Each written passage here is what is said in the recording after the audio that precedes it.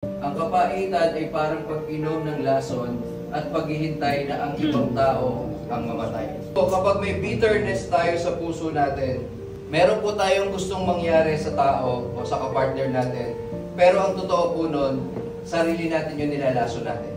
Dahil sa sama ng loob natin, may nagagawa tayo sa kanya na hindi maganda, pero ang totoo po nun, ang nasisira tayo. Meron kang gustong mangyari, pero hindi siya nangyari. Meron kang gustong ginagawa ng asawa mo, pero hindi niya ginagawa.